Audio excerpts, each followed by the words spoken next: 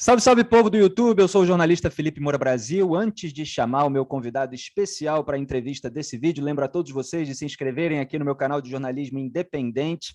É só clicar no botão inscrever-se, ativem o sininho também para receber a notificação dos próximos vídeos com os meus comentários e entrevistas. E lembrem-se de curtir, comentar, compartilhar e divulgar esse conteúdo. Hoje eu tenho o prazer de receber o ex-coordenador da Força Tarefa da Lava Jato em Curitiba, Deltan Dallagnol. Salve, salve, Deltan, bem-vindo, tudo bem?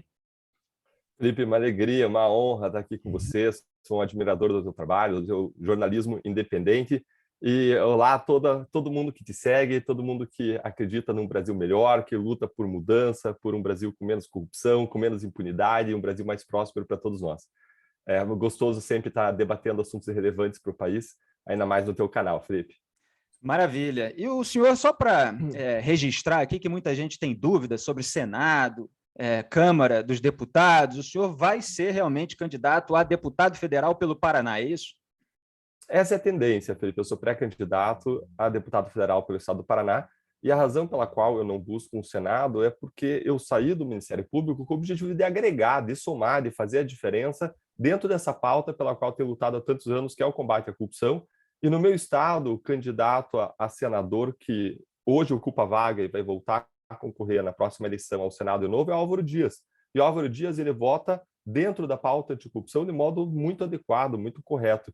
Então, eu não quero sair, meu propósito de ir para a política não é fazer soma zero, mas é sim agregar. E hoje o lugar em que a gente tem maior problema é a Câmara dos Deputados.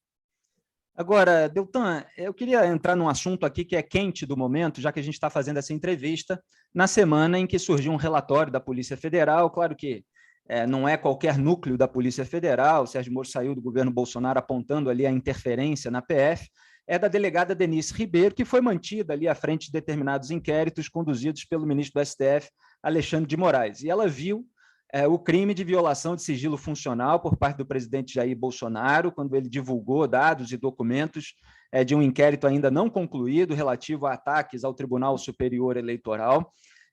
E, no entanto, ela não indiciou o presidente porque ele tem foro privilegiado. E agora, o ministro Alexandre de Moraes deu 15 dias para o Procurador-Geral da República, Augusto Aras, se pronunciar a respeito daquele crime que a delegada e, obviamente, o núcleo ali da Polícia Federal viram na atuação do presidente da República. Quer dizer, ele fica protegido pelo foro privilegiado e ele ainda pode ser protegido, como tem sido o costume, pelo Procurador-Geral da República que ele próprio indicou.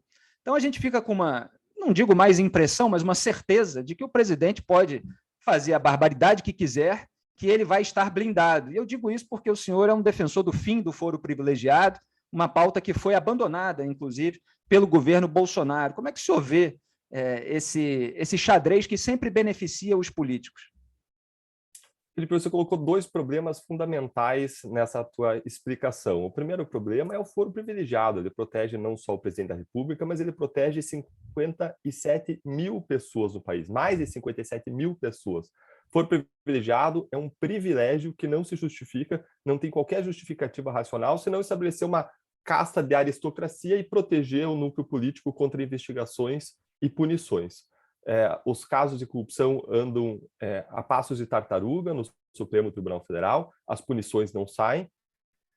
E mais, quando a gente olha hoje para o Supremo Tribunal Federal, a gente gostaria de ver a máxima não roubar, não deixar roubar, punir quem rouba. Mas a máxima que o Supremo Tribunal Federal está aplicando hoje é não punir. Lá houve houve pelo menos 28 acusações só na Lava Jato, denúncias contra várias pessoas, e o Supremo Tribunal Federal até hoje puniu 2 pessoas, uma delas morreu, acabou nem sendo punida. Então, não punir é a máxima do Supremo, não deixar punir, porque está derrubando todas as punições das instâncias inferiores, e punir quem pune. Punir apenas quem pune, porque existe um movimento de retaliação contra investigadores, né? Quando você vê os julgamentos, o ministro Gilmar Mendes fica esbravejando contra investigadores. Então, a gente vê um movimento muito ruim, muito triste, no órgão que deveria ser o primeiro a atuar de modo eficiente para punir as mais altas autoridades que roubam o nosso país, que traem a confiança depositada nas urnas. E o que a gente vê é exatamente o contrário. uma ala do Supremo Tribunal Federal trabalhando para produzir decisões que prestigiam a impunidade e que tornam o foro privilegiado uma blindagem dos políticos contra investigações e processos criminais. Você também tocou num segundo problema, que é a escolha do Procurador-Geral da República.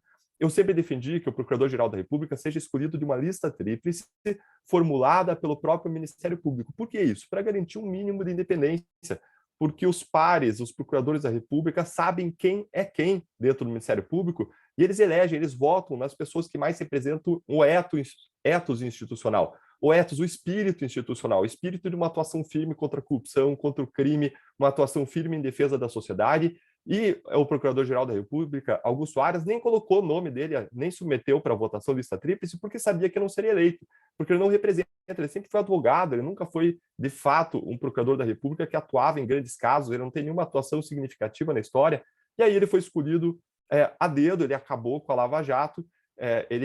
Hoje, aliás, Felipe, a gente faz 1 ano de aniversário do anúncio do fim da Lava Jato. Então, a gente tem 2 grandes problemas que você mencionou: o foro privilegiado e a escolha do Procurador-Geral da República, que não representa o espírito do Ministério Público de combate à corrupção, de uma atuação firme, doa quem doer. Agora, já que a gente está falando de foro privilegiado e o senhor citou o Gilmar Mendes, eu fiz uns tweets aqui dias atrás, lembrando a decisão do Gilmar Mendes de suspender a nomeação do Lula como ministro-chefe da Casa Civil do governo Dilma, quando o Lula estava tentando escapar da cadeia. Era recomendado pelos seus aliados, que foram flagrados ali em escutas telefônicas, que ele fizesse esse movimento para adquirir justamente o foro privilegiado, quer dizer, para fugir, na prática, da polícia para a esplanada dos ministérios. E o Gilmar Mendes, repito, né, porque muita gente que acompanha o debate público hoje vê um outro Gilmar, mas naquela época, como eu costumo dizer, a Lava Jato ainda não tinha atingido os seus amigos tucanos. E olha só o que o Gilmar Mendes escreveu. Eu acho muito curioso isso, Deltan. É muito claro o tumulto causado ao processo das investigações pela mudança de foro e autoevidente que o deslocamento da competência é forma de obstrução ao progresso das medidas judiciais. Não se nega que as investigações e as medidas judiciais poderiam ser retomadas perante o STF, mas a retomada, no entanto, não seria sem atraso e desassossego. O tempo de trâmite para o STF, análise pela PGR, seguida da análise pelo relator e, eventualmente, pela respectiva turma, poderia ser fatal para a colheita de provas, além de adiar medidas cautelares. Quer dizer, esse é um outro Gilmar Mendes, porque o que a gente viu depois, mais recentemente, Deltan, e o senhor fala muito a respeito disso, é justamente a tática, a manobra de transferir competência. Então, tira o caso lá do triplex de Curitiba, manda lá para o Distrito Federal, mesmo o STJ tendo mantido a condenação, e o caso mesmo é em Curitiba. Você tira também outros casos e joga para a Justiça Eleitoral. Quer dizer, é exatamente aquilo que o Gilmar Mendes descreveu na época, ele passou a fazer depois.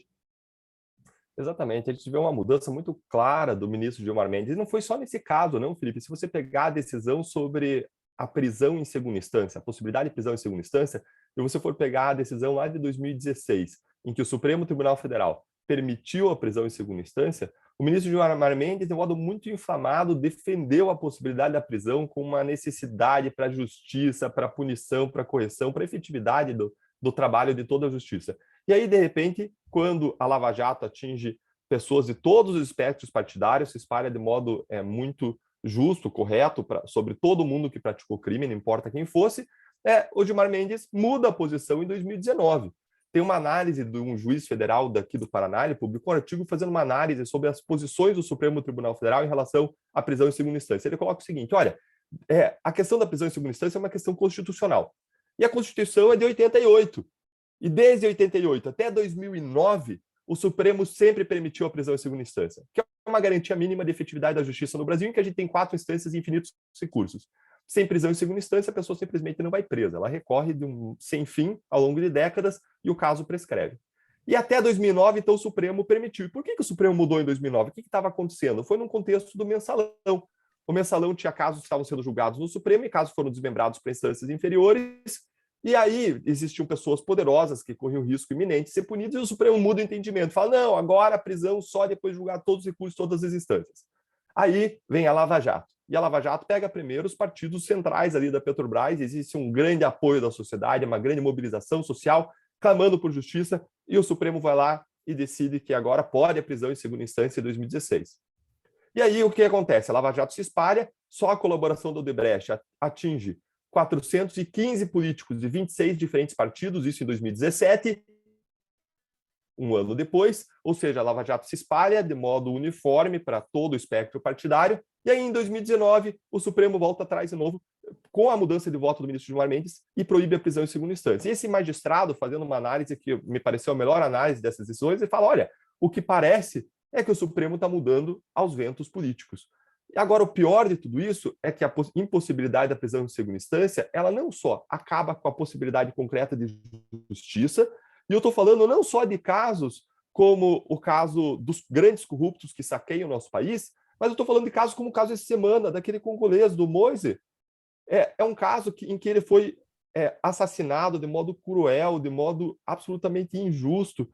Um imigrante, alguém que a gente, como sociedade, por uma questão de compaixão, de amor, a gente tem que cuidar, a gente herda os princípios judaicos cristãos, a nossa cultura, ela herda esses princípios judaicos cristãos, a gente tem uma base eminentemente cristã no Brasil, e quando a gente olha para a Bíblia fala de cuidado especial com 3 categorias: o órfão, a viúva e o imigrante, o estrangeiro. E ele aqui, a gente precisando acolher, cuidar pessoas em situação de vulnerabilidade, e essa pessoa foi massacrada de modo covarde, amarrada, batida e faleceu. E o que vai acontecer com essa pessoa? Eu vou te contar o que aconteceu com um caso envolvendo um fazendeiro, que foi o caso que mudou a decisão do Supremo em 2009, em que o Supremo proibiu a prisão em segunda instância. Esse caso é um caso de homicídio que aconteceu lá em 1991, ou tentativa de homicídio. Um fazendeiro teve a sua esposa cantada por uma pessoa numa feira agropecuária, deu tiros, salvo engano, acertou alguns, mas a pessoa não morreu, e foi sendo julgado, e em 2009 o Supremo, nesse caso, proibiu a prisão em segunda instância. E o que aconteceu? Esse caso prescreveu, não chegou ao fim, mais de 20 anos depois, esse caso prescreveu e a pessoa garantiu a sua plena impunidade. Tem um outro caso ainda de uma pessoa que estacionou, um outro homicídio, agora um homicídio, não uma tentativa de homicídio, um cara estacionou na frente de uma banca de jornal, teve uma discussão, uma pessoa matou a outra, matou, salvo engano, o filho da pessoa que estacionou, baleou outro, e esse caso também se arrastou por mais de 2 décadas na justiça e acabou em prescrição. Foi um caso também lá de 1991. E o grande ponto aqui se a pessoa consegue pagar bons advogados, ainda que seja um homicídio, não precisa ser um crime de corrupção, ele consegue estender esse caso por mais de 2 décadas e fazer o caso prescrever.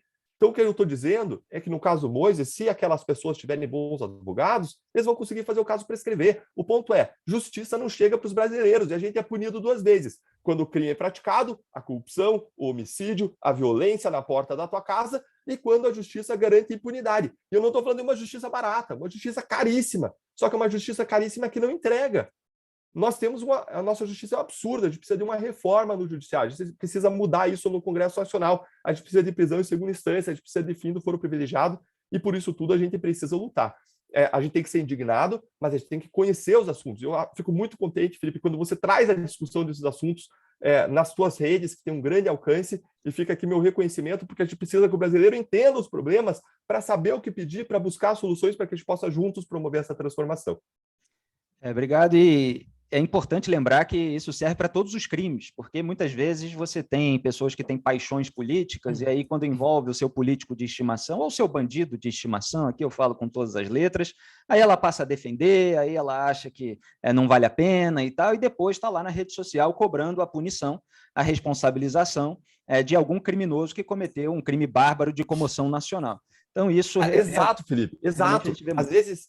Exato. O cuidado, o amor, a justiça não são monopólio de ideologia, não são monopólio da esquerda, não são monopólio da direita. Quando a gente olha um livro muito bacana, não sei se você já leu esse livro do Jonathan Haidt, The Writer's Mind, ele fala sobre por que esquerda e direita pensam de modo diferente.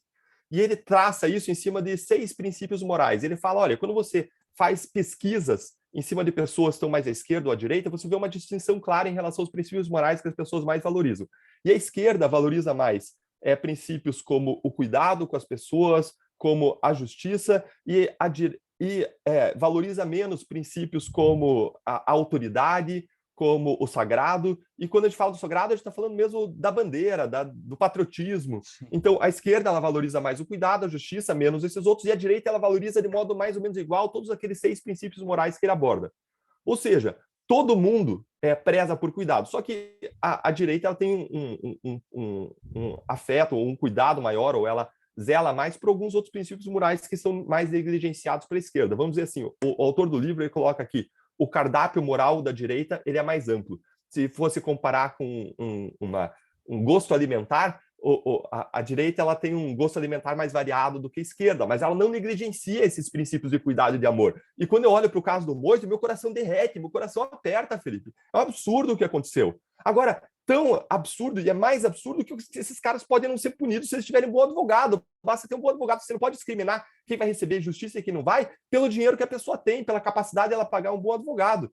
E mais, não adianta a esquerda, como você colocou, por um amor a certos políticos, dizer não pode ter prisão em segunda instância, isso é um absurdo, isso acaba com a justiça para quem mais precisa. O direito penal não é um instrumento só de restrição da atuação do Estado em relação a criminosos, porque o direito penal, ele limita, quando ele estabelece uma pena, a pena da corrupção de 2 a 12 anos, está limitando o tanto da punição, está protegendo, entre aspas, o criminoso que poderia sofrer, sei lá, ser apedrejado pela sociedade. Não, o direito penal ele limita, ele fala, ó, essa é uma posição que é de acordo com o nosso estágio civilizatório. Mas a gente não pode esquecer que o mesmo direito penal é um instrumento de proteção da vítima, da sociedade, da vida. E quando você não tem um direito penal que funciona, um processo penal que funciona, quem fica desprotegido somos todos nós, contra a violência e contra a corrupção. Contra a violência da agressão, do sangue, e contra a violência da corrupção, que é uma violência de colarinho branco, elitizada, mas que também mata. Mata nos hospitais, mata pela falta de oportunidades, tira a merenda das crianças da escola, como investigações mostraram, mata nas estradas, mata na falta de segurança e por aí vai. São crimes igualmente graves, que matam, que geram danos gravíssimos, e sem a gente ter uma justiça eficiente, a gente perde a nossa proteção contra os criminosos, Felipe. Eu demorei um pouquinho, mas agora que eu reconheci o livro que o senhor mostrou, que em português é A Mente Moralista, né? Isso, exato. Do Jonathan Haidt. Eu fui confirmar aqui no Google, o senhor mostrou rapidinho, mas o seu acho que é em inglês aí, né? Isso. The Righteous Mind, Então fica registrado aí, porque muita gente pergunta quando a gente fala em livro, então qual é o nome mesmo e tal, então aí registrado A Mente Moralista, Jonathan Haidt, né? Não sei se pronuncia assim. Diga. Assim, Felipe, esse livro é muito bacana porque ele ajuda a gente a entender, num ambiente polarizado, como que um lado pensa e como que o outro lado pensa. E nos ajuda a ter mais empatia por quem pensa diferente. E no mundo polarizado, a gente tem que incentivar as pessoas a construir pontes. Então, esse é um livro que é muito bacana, que eu recomendo. Que bom que você trouxe o nome em português, tinha esquecido, que o meu aqui está em inglês, é The Righteous Mind, A Mente Moralista. É um livro aclamado aqui pela crítica, e ele ajuda a gente a estabelecer pontos de diálogo, de respeito, de compreender a visão do outro, o que a gente precisa muito nesse ambiente polarizado hoje. A gente precisa de mais respeito, mais diálogo, mais compreensão, né? Tá bem difícil, porque o comportamento tribal, de fato, tomou conta do debate público, e, obviamente, você tem também muitos oportunistas que vão ganhar dinheiro aí puxando o saco de um determinado grupo político, passando pano para crimes como de corrupção, de lavagem de dinheiro, e o que acontece é que essas pessoas ficam nessas bolhas e elas toleram todo tipo de abuso, de sujeira, se for de membros do grupo, e acusam os adversários, né, usando um duplo padrão. É isso que a gente tem visto e isso é muito triste, né? E às vezes até a pessoa ela automatiza tanto esse comportamento tribal que ela se impressiona e ela acha que você é que mudou se você está apontando o crime dos dois lados. Olha, eu sempre repudiei o crime. Se vem a informação de que o crime foi cometido, seja um crime de corrupção numa estatal como o Petrolão, seja um roubo de dinheiro do povo por meio de funcionários fantasmas em gabinete, a mal chamada rachadinha, a gente repudia, é óbvio. Mas, Deltan, eu queria falar aqui de competência, já que eu trouxe à tona aí o caso do Lula, porque teve a prescrição. O senhor falou aí da hipótese de prescrição, inclusive. Então, o caso do triplex, ele foi sendo atrasado com um monte de manobras jurídicas. O senhor falou, às vezes, bons advogados que podem ser pagos, às vezes os advogados também são amigos de membros dos tribunais superiores, quando não são seus parentes, né? Que a gente vê aqueles episódios de filhotismo ali, que tem aí grandes juízas, inclusive, que denunciam isso há muito tempo. Mas o caso do Lula, ele percorreu ali em Curitiba, ele foi feito ali em Curitiba, né, foi subindo de instância até que o STF disse que tinha que ir para Brasília, para o Distrito Federal, e aí o Estado perde o poder de punir pelo decurso do tempo, porque a batata quente que um vai jogando para o outro até não ser julgado. E aí sai o grupo político dizendo que ele foi inocentado, o que não aconteceu. Quer dizer, é um tipo de manobra que é revoltante, né? Porque a gente não vê o fim daquilo que começou, e a gente vê também, muitas vezes, depois de anos de investigações, gastando, muitas vezes, recursos públicos. Não era para ter sido nada feito aqui. Nessa cidade, era para ter sido feito na outra. Volta e vamos começar do zero. Né? Aquilo que o senhor fala de a regra criada no meio do jogo, de repente muda. Não é mais futebol, é vôlei. É isso mesmo, Felipe. E não importa se a pessoa gosta de A, de B, onde que ela está no espectro ideológico, ela tem que se indignar com isso, porque é absurdo. Não é só o Lula, é Eduardo Cunha, é o Vacari, é o Palocci, é o caso do Beto Richa, do PSDB aqui, é o caso do Mensalão Mineiro, é o caso lá da Paraíba, daquela operação publicano, do governador do PT. Gente, atinge todo o espectro. São os políticos corruptos que vão sair impunes de um absurdo. Qual é esse absurdo? O Supremo Tribunal Federal, ele muda a regra do jogo depois do jogo ter sido julgado de acordo com uma regra existente e aplica para o passado e muda o resultado do jogo. É como se um juiz de futebol apitasse um jogo, tivessem pênaltis ao longo do jogo, os times vão lá, fazem seus gols, aí no final, antes de apitar o final da partida, ele fala, olha, vou mudar a regra, falta dentro da área agora não é mais pênalti. E muda a regra, muda o resultado, anula os gols e muda o resultado da partida. Se a gente, Felipe, jamais aceitaria isso no futebol, se o torcedor se indignaria, invadiria o campo, como que a gente aceita isso no nosso jogo político, naquilo que mais importa para a gente? A gente não está falando de entretenimento, a gente está falando da vida do nosso país, do destino do nosso país. Nós temos nossos destinos amarrados como cidadãos brasileiros em grande medida. E o que está acontecendo é passar a perna na gente, é mudar o resultado, é tapetão. Veja o que aconteceu na questão da competência eleitoral. O Supremo Tribunal Federal, o STJ, a nossa justiça, sempre entendeu ao longo do tempo que casos, quando existia corrupção política, ou seja, parte do dinheiro o cara desvia, parte do dinheiro vai para o bolso dele, parte do dinheiro o cara reinveste no negócio, que é a campanha eleitoral dele. Ele reinveste para ele se eleger de novo. Então, corrupção política ela é caracterizada pelo seguinte: o cara pega um grande dinheiro, desvia, como o Sérgio Cabral, tinha lá 100 milhões de dólares em contas no exterior, uma parte do dinheiro ele bota no bolso, esses 100 milhões de dólares, e uma grande parte desse dinheiro também coloca em campanhas eleitorais para que ele possa se reeleger e continuar os seus esquemas, continuar roubando. Para fraudar a democracia, né? É sempre bom deixar claro. Exato, fraudar a democracia, porque isso manipula o voto e manipula o resultado das eleições. E aí os corruptos, essas pessoas que praticam corrupção, continuam lá. Elas têm alavancas para elas permanecerem no poder justamente porque elas praticaram corrupção. E aí, o que os tribunais sempre disseram? Olha, quando você tem essa situação, você tem um crime de corrupção e você tem um crime de caixa 2. A origem do dinheiro do caixa 2 é a corrupção. E aí, o que você faz? A justiça comum, como a Justiça Federal, como a vara em que atuava o ex-juiz federal Sérgio Moro, julga o crime de corrupção. E o crime de caixa 2 você manda para a Justiça Eleitoral julgar. O STJ sempre decidiu assim, e se você atuasse de modo diferente disso, o caso seria anulado no STJ. E a gente seguiu a regra do jogo. Mandava os crimes de caixa 2 para a Justiça Eleitoral e julgava os crimes de corrupção. Aí, em março de 2019, o Supremo muda esse entendimento. Por 6-5, uma maioria apertada, a gente sempre tem uma ala lá que luta contra a corrupção, mas tem uma ala que derruba os casos. Infelizmente, essa ala está ganhando por 6-5. Daí a importância de escolha de bons ministros do Supremo Tribunal Federal, se a gente quer mudar essa realidade. Aí, o Supremo Tribunal Federal, então, em março de 2019, muda a regra e fala o seguinte: a partir de agora, casos de corrupção política vão tramitar na Justiça Eleitoral. Gente, isso acaba com a possibilidade futura de investigação e punição de crimes eleitorais, porque a Justiça Eleitoral ela não é feita para isso, ela não tem especialidade nisso. Deltan treina? Não treina, não tem como treinar. Por quê? Porque a cada 2 anos mudam os juízes e promotores. A Justiça Eleitoral ela não tem justiça própria. Você investigar e processar corrupção e lavagem de dinheiro é um crime altamente complexo e especializado. Você precisa de anos de treinamento, anos de experiência. E lá, a cada 2 anos, mudam os juízes e os promotores. E mais, a Justiça Eleitoral, por força de lei, ela tem que priorizar os casos das eleições e não investigações criminais. Então, o que está fazendo na prática é acabar com as futuras investigações de corrupção política. É uma nova blindagem sobre os políticos. Aí você diz, caramba, que péssimo, isso acabou com o futuro. Não acabou só com o futuro, acabou com o passado, porque o Supremo Tribunal Federal, quebrando qualquer noção básica de segurança jurídica, aplica essa nova regra para o passado e permite a aplicação dessa nova regra para o passado quando ele podia limitar, dizendo, olha, isso aqui só vale para frente. Mas não, aplicou para o passado e quando aplica para o passado, isso derruba todos os casos que seguiram a regra do jogo. E aí Gilmar Mendes, uma canetada, derruba o caso do Beto Richa, aqui do Paraná, dizendo o seguinte, o colaborador que começou a operação integração dos pedágios, desvios multimilionários dos pedágios, gente morreu por conta da não duplicação das rodovias do Paraná, 400 pessoas morreram em acidentes frontais, colisões frontais de rodovias não duplicadas, que deveriam ter sido duplicadas, mas não foram porque foram pagas propinas.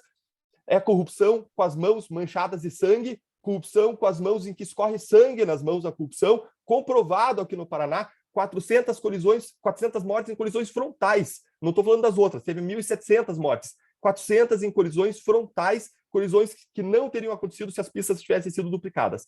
Aí, Gilmar Mendes, numa canetada, derruba essa investigação, dizendo, olha, o colaborador lá do começo da Operação Integração falou que parte do dinheiro ia para a campanha eleitoral. Então, a competência era da Justiça Eleitoral e anula tudo. Derruba tudo e manda para a Justiça Eleitoral, onde você vai ver que simplesmente não acontece condenação. Está dando um salvo-conduto, blindando a corrupção política. E, quando faz isso e muda, anula o caso. Anula um caso que seguiu a regra do jogo. E aí, Felipe, o problema é, essa mesma ideia você pode aplicar para a Lava Jato inteira e derrubar a Lava Jato inteira. Por quê? Porque se você voltar na colaboração do Paulo Roberto Costa, você vai ver que ele falava que parte do dinheiro ia para a campanha eleitoral. Está lá, de modo transparente, desde 2014. Ninguém nunca escondeu isso, só que a gente seguiu a regra do jogo, que era corrupção na Justiça Federal, caixa 2 na Justiça Eleitoral. Agora eles mudaram a regra e, se eles quiserem, eles derrubam tudo. E eu quero saber o que eles vão fazer com o dinheiro. Vão devolver para os criminosos confessos? Essa é a grande questão que vai surgir. Veja que, com base nessa regra, eles já anularam o caso do Eduardo Cunha. O Eduardo Cunha já teve um dos casos anulados com base nessa mudança de regra. Eles anularam o caso do Palocci, réu confesso, e do Vacari, o mesmo caso. Eles anularam o Mensalão Mineiro, não foi só o Lava Jato, porque mudou a regra, mudou para todo mundo, ferrou todos os casos. Eduardo Mensalão Azeredo. Mineiro envolvendo o PSDB. Eduardo Azeredo, sabe de quando que esse caso? 1998. É.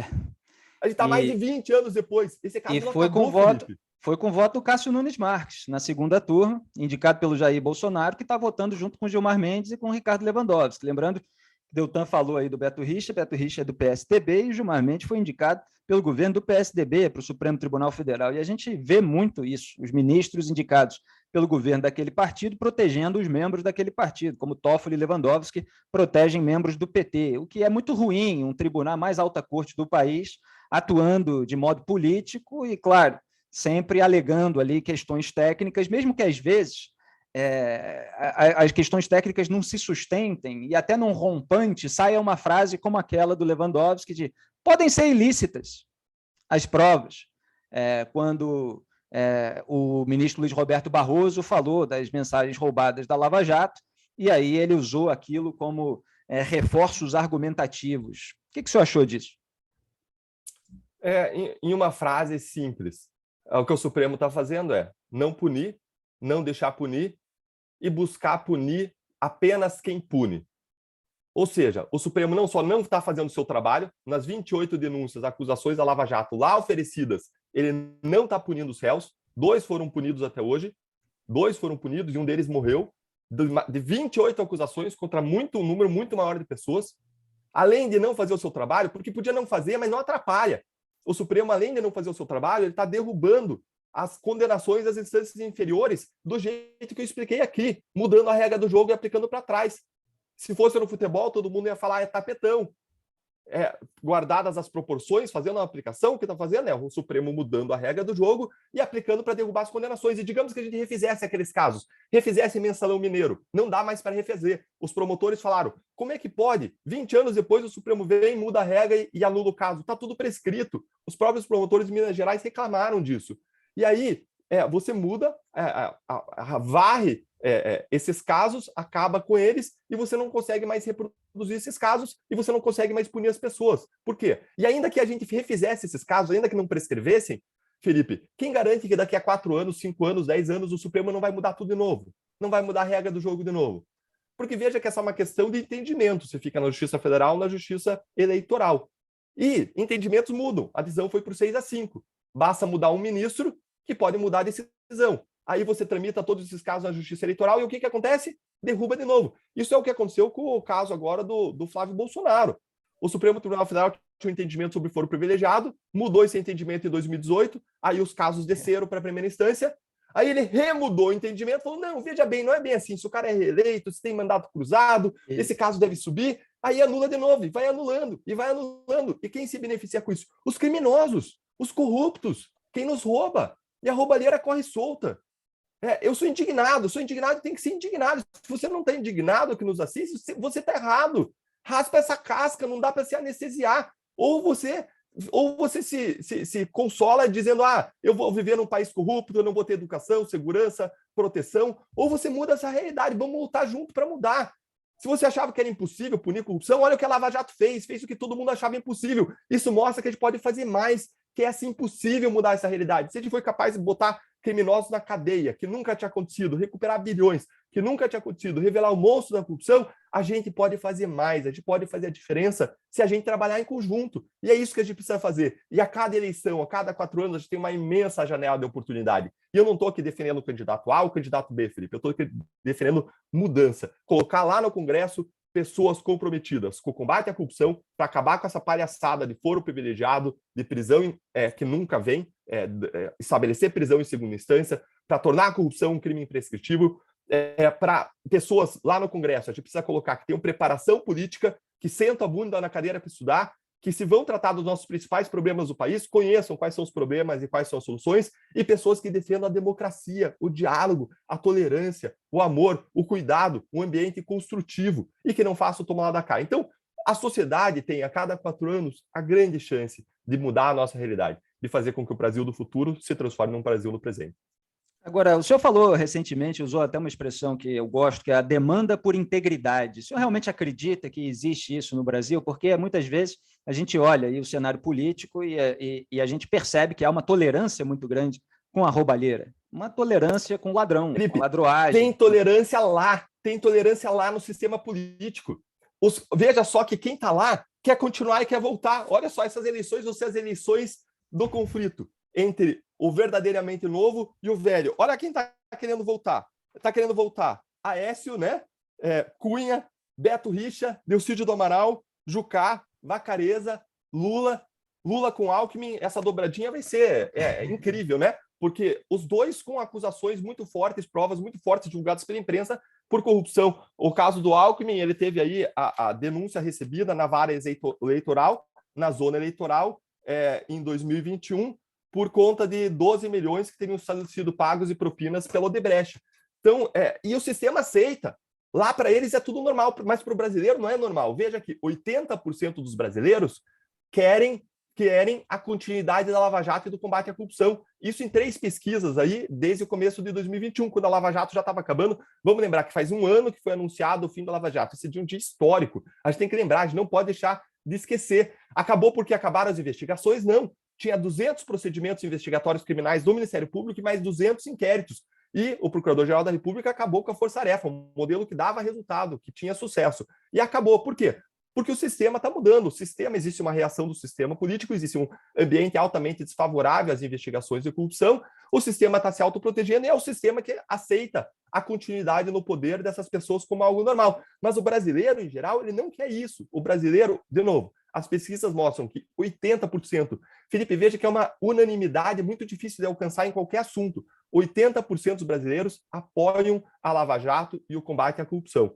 E mais, uma pesquisa também mostrou que 80% dos brasileiros acreditam que eles podem fazer a diferença contra a corrupção. Esse é o maior índice da América Latina. Então, veja só, você tem um povo indignado que quer o combate à corrupção, você tem um povo que acredita que pode fazer a diferença, o que falta você fazer? Você dá instrumental, você mostrar para esse cara, você criar, organizar o trabalho para que essa pessoa consiga renovar e colocar no Congresso pessoas comprometidas com mudança de realidade. É por isso que eu quero trabalhar nesse ano. Claro que eu sou um pré-candidato, mas eu tenho plena consciência de que se a gente quer mudar o Brasil, a gente precisa levar para lá 200 pessoas de diferentes partidos que têm os mesmos compromissos básicos: democracia, combate à corrupção e preparação política.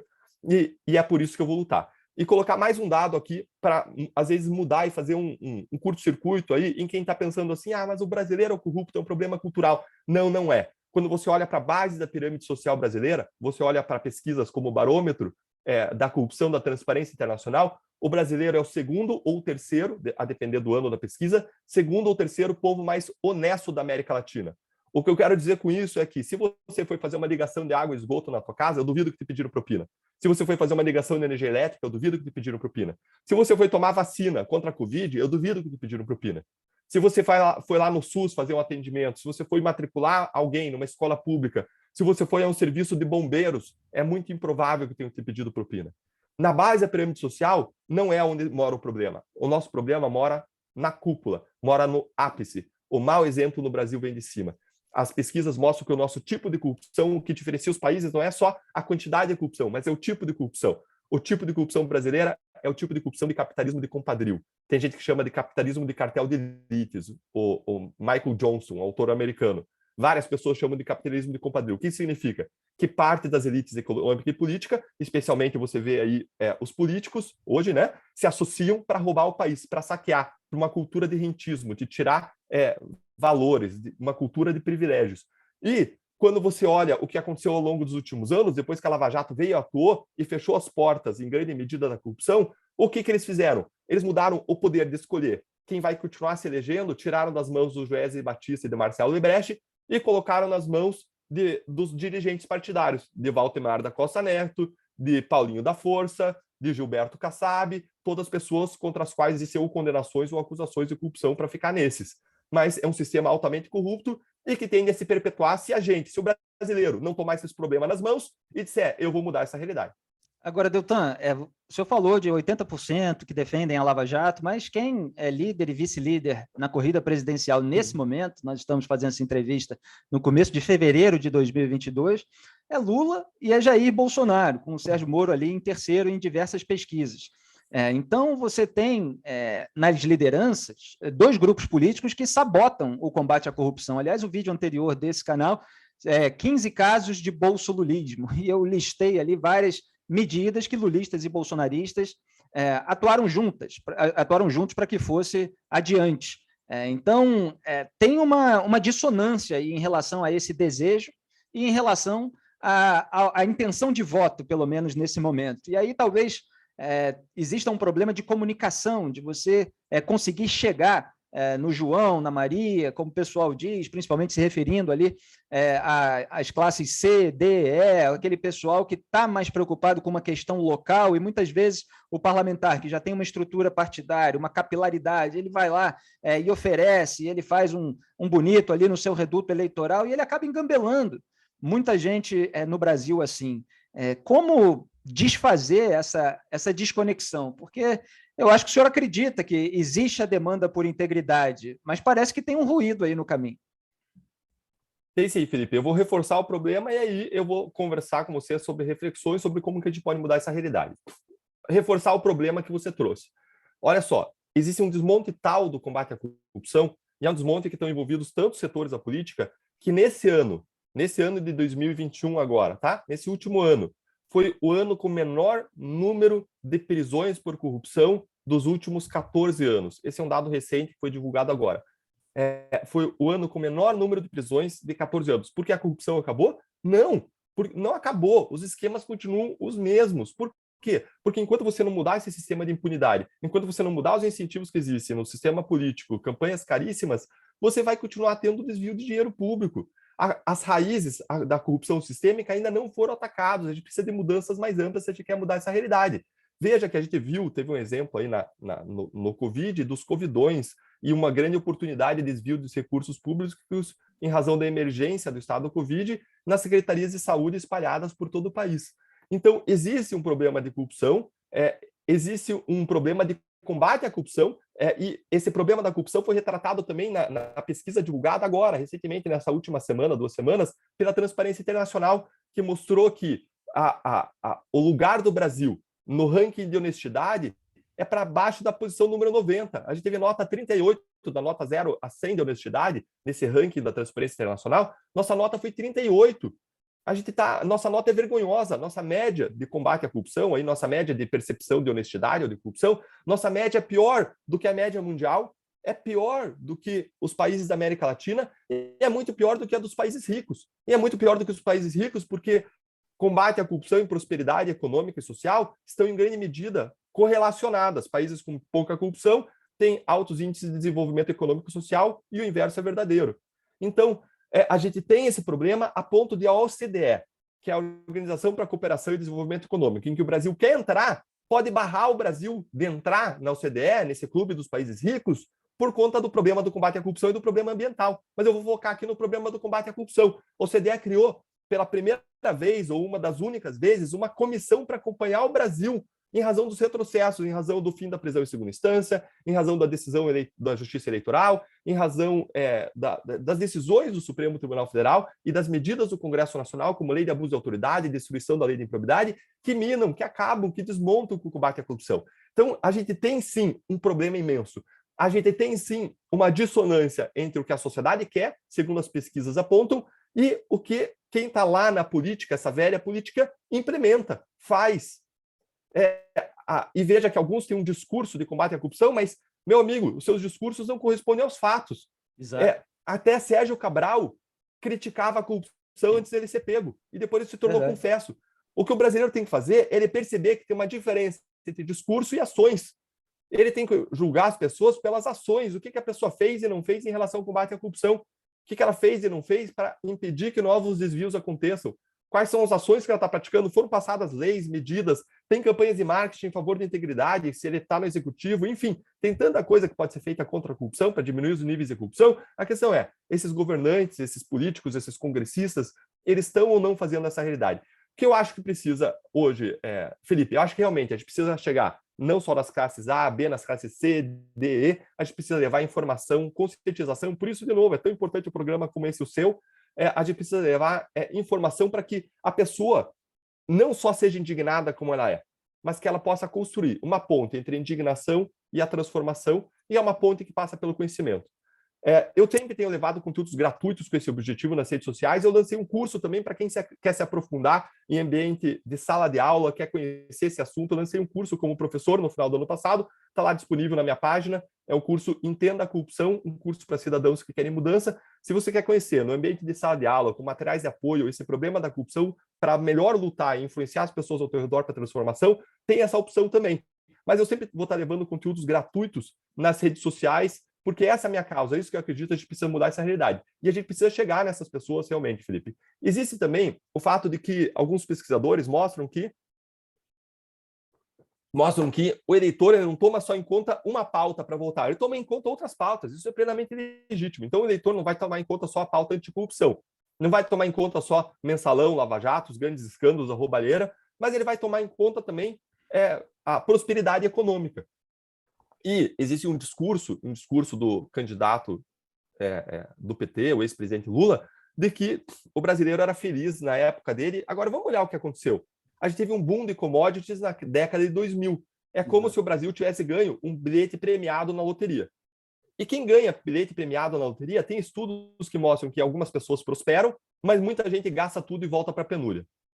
E o que aconteceu com o nosso bilhete premiado? Quando a gente teve a alta da commodities, o Brasil enriqueceu muito porque o preço da soja, do café, do trigo, dos produtos de exportação brasileiro, aço, a matéria-prima, o ferro, os nossos produtos, eles tiveram um boom. O preço ficou lá em cima, a gente exporta, isso fez com que entrasse muito dinheiro do Brasil. De novo, a gente ganhou na loteria. E a questão é o que a gente fez com esse dinheiro que a gente ganhou na loteria? A gente usou para prosperidade ou a gente gastou? E os economistas falam que a gente gastou, e gastou, e gastou, a ponto de chegar em 2015 e 2016 e ser gerada a pior recessão econômica desde a década de 30. Não é que o Brasil não cresceu em 2015 e 2016. O fato é que o Brasil caiu, decresceu em tamanho 7%, a pior recessão econômica da história. Só que é difícil para o brasileiro, especialmente o brasileiro que tem menos conhecimento, menos informação, menos educação, entender esses dados. Ele vai ter uma memória dizendo, mas tinha isso, mas tinha aquilo. Gente, exatamente. Não tem como esse período de prosperidade ser compatível com uma prosperidade sustentável quando você tem os maiores escândalos da corrupção naquele período. Corrupção é incompatível com desenvolvimento econômico e social. Se a gente quer um país bom, a gente tem que começar por um país justo, por um país correto, por um país em que as pessoas confiem nas instituições, em que as instituições funcionem. Ninguém é feliz sendo roubado, Felipe. Ninguém é feliz sendo roubado. Tem gente querendo dizer que vai fazer o brasileiro feliz, mas quando eu olho para trás, eu vejo mensalão, lava-jato, os maiores escândalos de corrupção, e ninguém é feliz sendo roubado. Agora, é claro que é uma questão de conscientização, de levar informação, levar acesso à informação para as pessoas, para que as pessoas possam entender melhor a realidade e compreender o que aconteceu, o que está acontecendo e qual é a melhor forma da gente estar construindo um Brasil melhor para os próximos anos, para as próximas décadas, para nós e para os nossos filhos. Eu sempre falo também a respeito do boom das commodities, do qual o Lula se beneficiou, apesar dele, apesar da própria oposição que ele fazia ao Plano Real, do qual ele se beneficiou também. Jair Bolsonaro também se opunha ao Plano Real. E eu sempre lembro que, às vezes, os efeitos de determinadas ações políticas são sentidos só no mandato seguinte. E muito do que aconteceu no governo Dilma veio de ações do governo Lula, da própria filosofia de gastos implementada ali, e depois você não teve como sustentar todo aquele inchaço do Estado quando veio a crise internacional. E é muito curioso, porque eles colocam a culpa na crise internacional, em vez de ter aproveitado o período de bonança para preparar o país para a crise internacional. Então, eles querem o crédito de quando acontece o boom, e depois eles jogam toda a culpa no exterior, né? Mas você tem razão do fato de que muita gente lembra daquele período como um período de bonança e associa ao Lula. Só que não foi por causa dele, né? Ele até manteve algumas coisas contra as quais ele lutou quando estava na oposição. Mas depois a gente viu que todo aquele crescimento, a prosperidade não era sustentável, porque não houve um programa para que isso fosse feito assim, né? E, Deltan, caminhando aqui para o final, só para concluir, Sérgio Moro, candidato à presidência da República, o senhor entrou no Podemos, o partido presidido pela Renata Abreu, com a candidatura do Sérgio Moro, o senhor vai andar pelo país junto com o Moro, fazer campanha para ele, como é que está? Felipe, o meu principal objetivo, ao sair do Ministério Público e ir para o ambiente, para a arena política, é gerar uma transformação no Congresso Nacional. Porque as pessoas muitas vezes focam na campanha para presidente é uma figura importante, mas esquecem que o presidente, em grande medida, é refém do Congresso para muita coisa, para os grandes rumos do país, quem decide é o Congresso Nacional. E aí a gente não foca no Congresso Nacional, e o que acontece é que a gente tem um Congresso do toma lá da cá, que não contribui para um projeto de país, que só contribui em troca de cargos, em troca de interesses, que destrói a lei de improbidade administrativa e derruba 30 ações da Lava Jato que buscava a recuperação de mais de 30 bilhões, um Congresso que amplia o fundo eleitoral, dobra o fundo eleitoral e coloca 5 bilhões tirados da educação, saúde e segurança na mão dos políticos. Esses mesmos políticos que eu mencionei, vários líderes partidários acusados, investigados ou acusados ou até condenados por corrupção. Então, meu foco é mudar o Congresso. Veja que, para mim, sair do Ministério Público, para eu sair do Ministério Público, Felipe, foi uma decisão difícil, não foi fácil. Eu tinha estabilidade, eu tinha aposentadoria, abri mão da aposentadoria de valores altos de contribuição ao longo de 18 anos. Eu tinha não ia estar sujeito a ataques como votar ao longo dos próximos anos. Eu tinha uma liberdade de tempo, de agenda. Eu tinha uma função que é cobiçada, assim, é uma das carreiras de Estado mais buscadas por pessoas que estão na área jurídica. E quando eu pensava e analisava egoisticamente, eu chamei minha esposa para conversar, para a gente pensar sobre isso, falava, amor, não faz sentido eu sair do Ministério Público se a gente for pensar no próprio umbigo. Faz sentido eu continuar lá, a gente tem uma vida tranquila, uma vida confortável, a gente nunca... assim, não é uma vida de iniciativa privada, não é o que poderia ganhar talvez de iniciativa privada, mas a gente tem uma vida estável, para os padrões brasileiros, uma ótima vida. Agora, se a gente quer olhar para a nossa vida como uma breve passagem sobre a Terra, em que a gente tem uma função a servir as pessoas, amar o próximo, fazer a diferença, a única decisão que faz sentido é sair. É sair e a gente vai estar sujeito a uma série de riscos que a gente não estava, a gente vai estar... mas a única coisa que a gente pode fazer é se a gente quer lutar pela transformação, porque hoje o único caminho viável para eu continuar lutando contra a corrupção é no ambiente político, porque o combate à corrupção foi desmontado. A gente não tem prisão em segunda instância, a gente não tem mais colaboração premiada, a gente não tem mais prisão por corrupção, porque os instrumentos foram destruídos. Então, o único caminho para mudar essa realidade, para mudar o país, para construir um país melhor para nós, para os nossos filhos, é na arena política. E ela me apoiou integralmente. assim como todas as pessoas com quem eu conversei. Então, meu foco está hoje em buscar construir um parlamento melhor. Eu gostaria, nesse ano, Felipe, de contribuir para uma grande campanha da sociedade civil, já vejo movimentos sociais se mobilizando nessa direção, para construir uma grande campanha cívica de voto consciente e qualificado. Uma grande campanha cívica para botar no Congresso Nacional 200, 300 deputados e senadores que tenham 3 características básicas: compromisso com a democracia, compromisso com o combate à corrupção, com a prisão em segunda instância, com o fim do foro privilegiado, porque as PECs estão lá, tem propostas, há proposta de emenda constitucional para estabelecer isso, só que não é votado. Se a gente colocar 200, 300 lá, a gente vira esse jogo. E, em terceiro lugar, votar apenas em pessoas que têm um compromisso de preparação política, em cursos de preparação política. Por quê? Por que isso? Porque se eu for fazer uma cirurgia no meu coração, eu não aceito que seja um jornalista, por melhor que seja. Ainda que seja Felipe Moura, excelente jornalista, eu não aceito para fazer uma cirurgia no meu coração. Desculpa, eu não aceito um engenheiro para fazer uma cirurgia no meu coração. Eu não aceito um político, eu quero um médico preparado, especializado naquilo, que estudou o problema e as soluções. E quando a gente fala de destinos do país, do coração do nosso destino, que é o Congresso Nacional, as pessoas muitas vezes elegem pessoas que não têm qualquer preparação para aquilo. Não estou dizendo que a pessoa precisa ter faculdade, pós-graduação, não. Eu estou dizendo que eu quero que o cara faça um curso para ele conhecer, um curso reconhecido, um curso bom de mais de 100 horas, em que ele conheça os principais problemas do país na saúde, educação, segurança, saneamento básico e por aí vai, e quais são as principais soluções. Quero uma pessoa que eleve o debate no parlamento e que construa soluções para um novo país, que construa uma nova política, que construa um combate à corrupção que funcione, que construa uma educação consistente e que coloque as bases para a nossa prosperidade econômica, para a redução da fome, da desigualdade e da miséria. Imaginem Deltan Dallagnol num embate ali com Arthur Lira, presidente da Câmara dos Deputados. Olha, 2023 promete, se tudo correr como o Deltan quer, sendo eleito aí deputado federal. Deltan, muito obrigado. Assim, para terminar, a gente sempre fala, a gente fala muitas vezes de que a corrupção ela tira o dinheiro da saúde, o dinheiro da segurança pública, o dinheiro de outros programas sociais que poderiam atender melhor a população, sempre com vistas a um desenvolvimento sustentável, não só esses programas de transferência de renda para políticos se reeleger. E eu acho importante o senhor fechar com esse apanhado, porque a sua bandeira muito clara de combate à corrupção, de combate à roubalheira, mas o cidadão comum precisa entender que como eu costumo dizer, né, eu tenho uma síntese que meus leitores até repetem, né, que sem moralidade o resto se corrói. E se você pega todos os grandes autores, até eu escrevi um texto recente, Adam Smith contra Lula e Bolsonaro, eles apontavam que sem um sistema de justiça que puna os criminosos, sem a moralidade ali presente, sem uma base ética, você não consegue fazer o resto, quer dizer, a própria sociedade não se sustenta nesse sentido. E aí a gente fica se perdendo muitas vezes em outras discussões sem ter aquela base moral necessária. E o brasileiro vai se acostumando a votar em ladrão, vai se acostumando a votar em corrupto, em lavador de dinheiro, até porque agora tem esse discurso, né? Não, mas se você votar em alguém honesto e tal, ele não vai conseguir negociar com os ladrões. Aí você pergunta, é melhor votar no ladrão mesmo? Então a gente vai entregar o país para esse tipo de gente? Diga, Deltan. Felipe, essa tua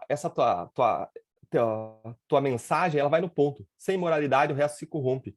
Sem justiça, a gente não tem prosperidade. Basta olhar as pesquisas que eu mencionei que mostram que países com altos índices de corrupção são países com baixa prosperidade econômica e social e vice-versa. Se a gente quer construir um Brasil melhor, a gente tem que enfrentar esse problema de vez.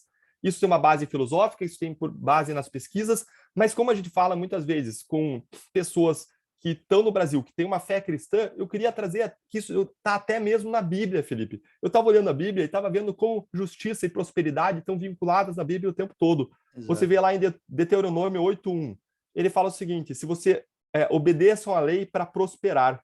Isso está lá em Deuteronômio 8:1. Você vê em Josué 1:8-9. Cumpra a lei e só assim você vai prosperar e ser bem-sucedido. Você vê lá em Salmos 128:1-2. Bem-aventurado que teme a Deus e anda segundo os seus caminhos, comerás o trabalho das suas mãos, vai trabalhar duro e vai ser feliz e próspero. A ideia de justiça e prosperidade como vinculadas é básica. Por quê? Porque se você não tem confiança nas instituições, se você tem cinismo, a pessoa nem paga os impostos direito, a pessoa vai buscar sonegar. Se você tem cinismo, você tem um baixo nível de cooperação na sociedade, você tem um baixo capital social, um baixo capital moral, que são vinculados à prosperidade econômica e social. A cooperação na sociedade é muito importante. E quando você tem altos níveis de corrupção, você não confia nem na democracia, você não confia nos seus representantes, isso corrói as bases dessa liga que une a sociedade, que é o capital social, que é o capital moral, que é o vínculo entre as pessoas, que é construído pela família, que é construído pelas igrejas, que é construído em comunidade. Isso tudo vai se deteriorando. A gente precisa fortalecer a justiça, o Estado de Direito, o império da lei, trazer segurança jurídica no âmbito do combate à corrupção e também para o empresário poder trabalhar sem aquela carga tributária imensa em uma legislação que é um cipoal em que as empresas investem mais de 1.000 horas em contadores, perdendo dinheiro que poderia ser investido em atividade produtiva para tentar se situar. Então, a gente precisa de justiça como condição para a prosperidade. Justiça e prosperidade estão vinculados. Então, eu queria partir concordando com você e trazendo, respondendo agora a primeira questão que você trouxe, diz, olha, muitas vezes a gente fala que corrupção dói na vida das pessoas, e dói mesmo. Eu vou encerrar trazendo 3 exemplos de como a corrupção dói na vida das pessoas, Felipe. O primeiro exemplo é o exemplo que eu dei ao longo da nossa conversa. É o fato de que de 1.000 quilômetros, 700 não foram duplicados em estradas do Paraná por conta da corrupção, do pagamento de propina no esquema de pedágios.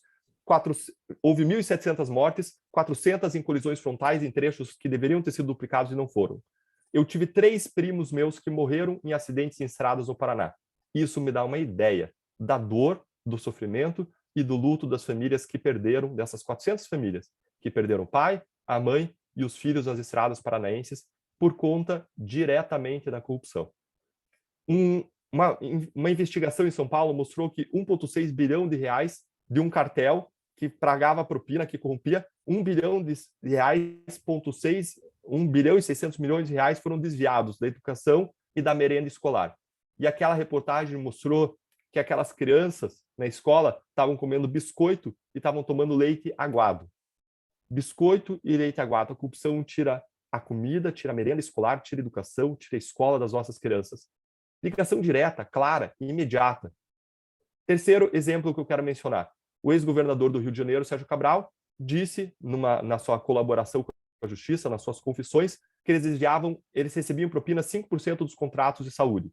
Mas o desvio era muito maior, porque 5% era o que era pago de propina. O empresário tinha lucros superfaturados e desviava muito mais desse dinheiro público. E ao mesmo tempo em que esses desvios aconteciam no Rio de Janeiro, o Hospital Público Pedro Ernesto, especializado em tratamento de câncer, estava fechando alas e alas inteiras porque faltava dinheiro para pagar as contas do hospital e pagar os salários e pagar até o vale-transporte para o funcionário trabalhar. E o diretor do hospital, ele deu uma entrevista emocionante, em que ele disse o seguinte: essas pessoas que são pacientes com câncer, elas têm uma janela de oportunidade de cura, uma janela de tratamento. E se a gente perde essa janela, elas vão morrer. E elas não vão morrer com uma morte rápida, elas vão morrer com uma morte lenta, progressiva e com muito sofrimento. Felipe, se a gente não tratar o problema da corrupção do Brasil, essa é o sofrimento que a gente vai viver.